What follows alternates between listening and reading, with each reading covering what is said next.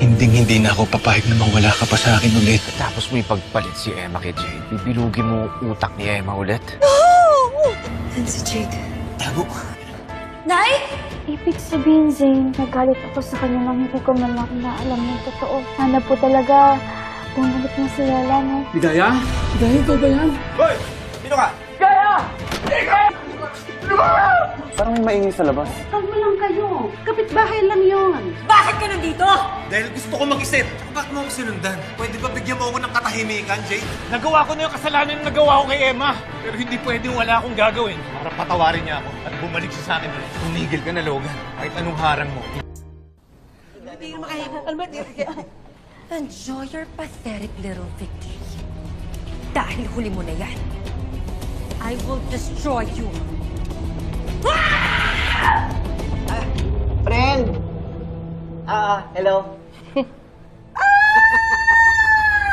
Nandito pala kayo! Oo, kanina pa. Kanina pa kami. Oh, nakalimutan mo yata yung pa-late lunch mo. Buti pinagmerienda kami ni Mookie. Tita Jade, ayos lang po ba kayo? Bakit po ang dami ng damit nyo? Mutong intindihan, baby girl. Nakakasalubong kasi ako ng some weirdo lunatic, tapos road rage, tapos nagwala-wala siya hanggang sa nagkagulo-gulo na, and this happened. But don't worry, I'm fine. Anyway, kain na tayo. Total, parating na rin si Danilo. Teka, so yun na nga, friend. Napagkwentuhan namin kanina si Ligaya. Alam mo naman, medyo wala naman kami pang balita sa BFF namin. Oo, correct. Tsaka di ba, ikaw yung huli niya nakita bago siya pumunta ng Cebu? Ang tagal na kasi. Baka naman may alam ka na hindi namin alam. Well, you know what? I'm just as clueless as you are. Final answer mo na yan, Jade? Yeah. Why? Are you doubting me? Ikaw naman, friend. Let's not ruin the vibe. Tara, kain na tayo. Ayusin ko na yung... Wow, teka. Para namang wala kang pakialam sa nanay mo. Excuse me? Are you saying na hindi ako nag-aalala para sa nanay ko? Sa hindi ko alam kung nasan siya kagaya nyo. Kasalanan ko ba yun? Tapos ngayon sasabihin nyo sa akin na hindi ako nag-aalala sa kanya? That I'm not worried about her? Na wala akong pakialam sa nanay ko? Ganun ba? Ha? Is that what you think of me? Nahanap ko rin yung nanay ko. Hindi ko rin alam kung nasan siya. Grabe naman kayo. Jade, kalma na po. Isi ko na yung pagkain natin.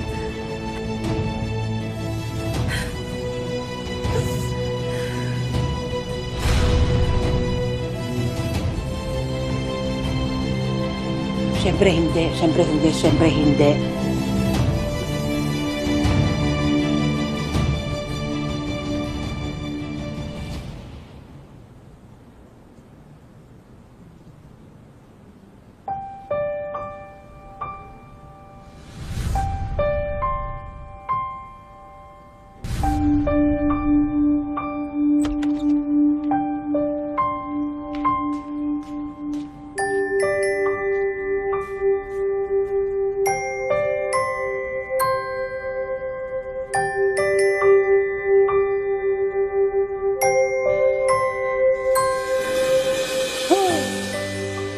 Ano yan, tulali? Pwedeng mamaya mo na pagpantasyahan yung nangyaring halikan? Okay lang? Bakit ka nga pala nagtago kay Jade? Dahil alam ko naman kung saan mauuwi ang lahat, sa away. At isa pa, gusto ko siya magmukhang tanga kagaya ng ginawa niya sa akin. Diyos ko, kayang-kaya mo naman makipagbardagulan dun sa reyna ng mga tiyanak na yun. Alam ko naman yun, Flor. Pero sa ngayon, ayoko muna siyang isipin. Ang importante sa akin ngayon, makausap ko si Danilo. Si Logan, nagkaayos na ba kayo? Hayaan na muna natin siya magpalamig. Tsaka, ayoko na muna isipin yung ibang tao. Ang mahalaga sa akin ngayon, si Danilo at si Mookie. Kailangan masabi ko sa kanila kung ano yung totoong ginawa sa akin ni Jade. Para mabawi ko sila. Si Danilo, kailan ulit kayo magkikita?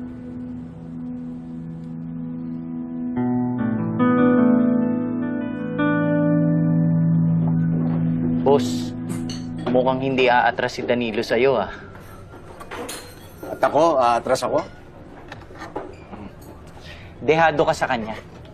Mahal siya ni Emma. Dali lang yan. Solusyon ako para dyan. Paano?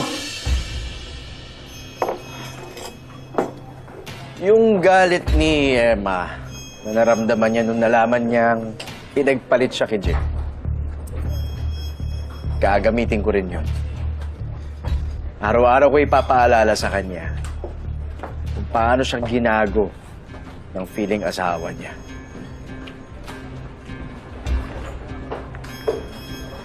Sounds like a good plan. Kaya lang parang may kulang. Ba't nandito ka? Pinuntahan ka. Obviously. Marco, iwan mo muna kami.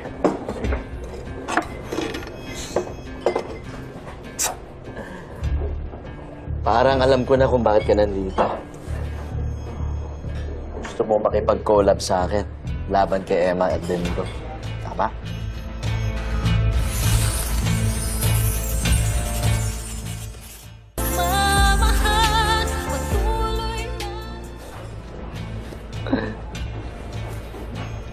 So, I'm thinking...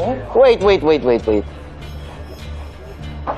Assuming ka, pumayag ba ako? Akala ko ba, okay sa'yo na magplano tayo together? Nakakalimutan mo. Pagkatapos ng ginawa mo sa akin panggagago sa Japan, wala na akong tiwala sa'yo. Never again. Napakatagal na panahon na yon. Get over it. Kung ano man ang nangyari sa inyo, sa atin, sa Japan, kalimutan mo na. Of course, kinalimutan ko na. Pati tiwala ko sa'yo, kinalimutan ko. Kaya kung ano man gusto mong gawin, laban kay Emma at Danilo, do it yourself. Siguraduhin mo lang na hindi mo masasaktan si Emma. Dahil hindi mo magugustuhan ang gagawin ko sa'yo kapag kinanti mo siya. Akala ko pa naman barumbado ka. Pagdating pala sa babae, tanga ka rin. Well, Jane, alam mo naman ako pagdating sa pagmamahal. Naranasan mo nga, di ba? Eh, ikaw nga na hindi naman talaga deserving. Nagpakatanga ako. Si Emma pa kaya? Ang layo sa'yo. Emma? Jane. So whatever. Gawin mo ang gusto mo para lang lumayo si Danilo.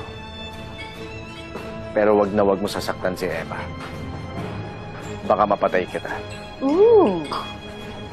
Is that a threat? So pathetic. But fine. Kung ayaw mong tanggapin ang tulong ko, bahala ka. Yung plano mo, paalala kay Emma kung paano siya sinaktan ni Danilo. So lame. Sigurado ako mabibigo ka lang.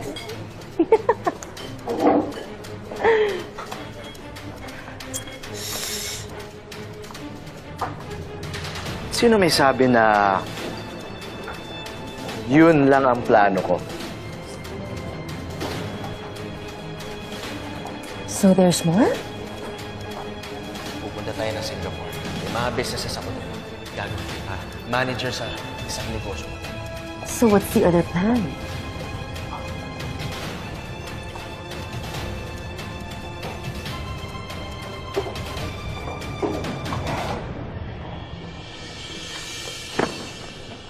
Damn you, Logan.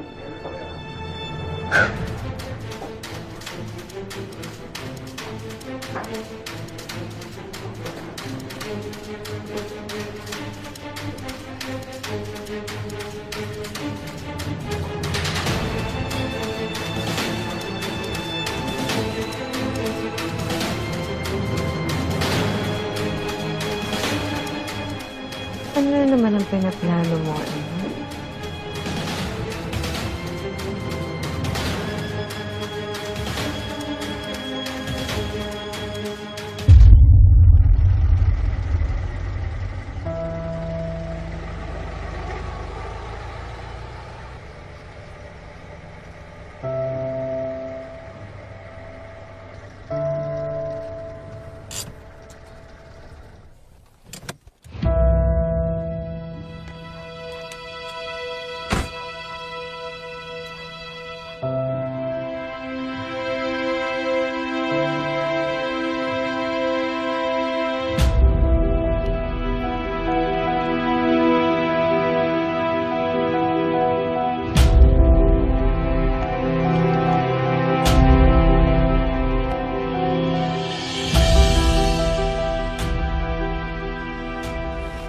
Ate.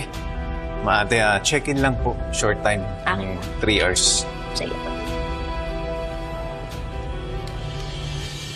Ito po, sir. Second floor, 2. Second floor, 2C. Sige, sige. Thank you. Sige po.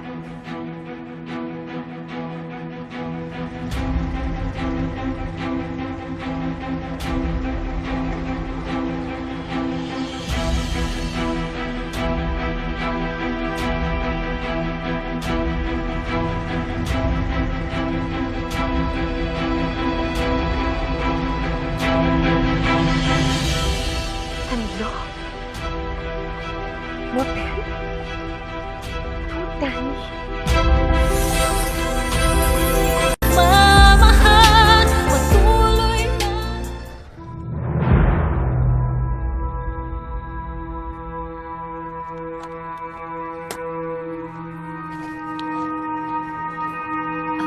Yes, ma'am. Miss, guest for room 2C.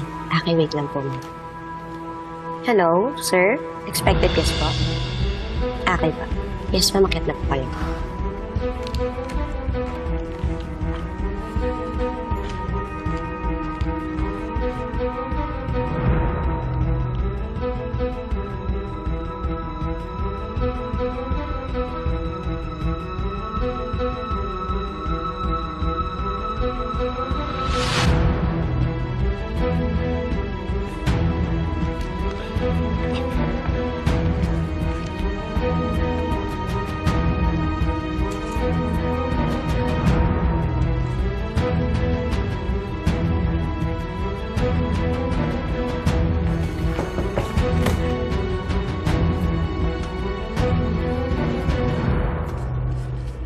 Madam?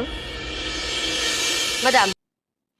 तो रुकावटें कटती फटती चली जाती हैं और अल्लाह की मेहरबानी अनायत होनी शुरू हो जाती है। मारिया जमील जी, अस्सलाम वालेकुम जी। वालेकुम सलाम, हैप्पी न्यू ईयर सबको जी। तो ये साल आपकी कामयाबियों का साल साबित हो।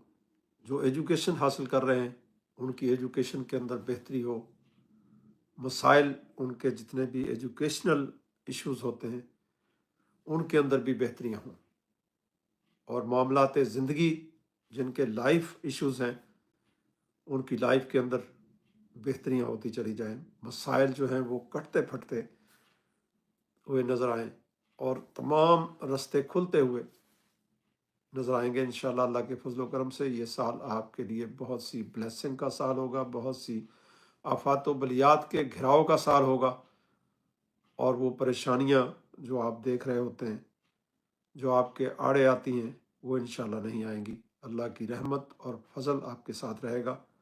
आज के दिन का वजीफ़ा भी आपको बताएंगे कि कौन सा वजीफ़ा जो आपके लिए इस साल के लिए जो बहुत बेहतर होगा, उससे आप बहुत सा फैज़ान पाएंगे, क्योंकि कुरान करीम की ब्लेसिंग चीज़ें मौजूद होती हैं, लेकिन उनसे इस्तिफ़ादा करना हर घड़ी हर लम्हा कैफियत जो है वो मुख्तलिफ होती है। इंसान के ऊपर चलने वाली कैफियत, रूहानी कैफियत का एक हिसाब होता है। उन कैफियत में कुछ लम्हात ऐसे होते हैं जो ब्लेसिंग और दुआ की कबूलियत के लम्हात होते हैं। तो अल्लाह के ज़िक्र के साथ वाबस्ता होना, कुरान करीम की ब्लेसिंग को हासिल करना, ये बहुत बड़ी नेमत होती है और इससे हम इस्तिफ़ादा कर रहे होते हैं। लाइव कॉल है जी। तो इसमें सभी को हैप्पी न्यू ईयर, बहुत सी खुशियों के साथ, बहुत सी नेक तमन्नाएं आपकी पूरी हों, आपकी हाजात जैसी भी हाजात हैं परवरदिगार आपकी हाजात को पूरा फरमाए, अपने करम के साथ, अपने फजल के साथ, अपनी रहमत के साथ। जिन बच्चे बच्चियों की रिश्ते नातों में रुकावटें हैं, बंदिशें हैं, परेशानियां हैं, आज के दिन के हवाले से, आज साल का 2025 नया साल है और इस साल के पहले दिन की खैर व बरकत से परवरदिगार आगे आने वाले आपके जितने भी मसाइल हैं, जिनकी शादियां नहीं हो रही उनकी बेहतरीन शादियां इंशाअल्लाह अल्लाह के फजल व करम से होंगी, और जिनकी शादियों के इशू हैं वो भी सुलझते हुए नज़र आएंगे। और शादी के अंदर जो रुकावटें होती हैं, मैरिजेस इश्यूज जो होते हैं, घरेलू इश्यूज होते हैं, उनके अंदर भी बहुत ज़्यादा आपको नुमायाँ बेहतरी होती हुई नजर आएगी। और इसके लिए भी आपको वजीफ़ा जो भी मेरे अदराक में आएगा इंशाल्लाह आपको बताएंगे। साथ साथ जहन के अंदर कैफियत भी चल रही हैं, तो इंशाल्लाह अल्लाह रब्बुल इज़्ज़त सभी पे अपना करम फजल फरमाए। शकील रफ़ीक अस्सलाम वालेकुम बाबा जी। वालेकुम अस्सलाम रहमतुल्लाहि व बरकात। और जिनके मसाइल होते हैं, जिस तरह जॉब के मसाइल होते हैं, इसके अंदर भी बहुत सी कॉम्प्लिकेशंस होती हैं, और उन मसाइल के सलूशन के लिए भी आज का जो अमल मैं बताऊंगा बहुत ही मौसर होगा।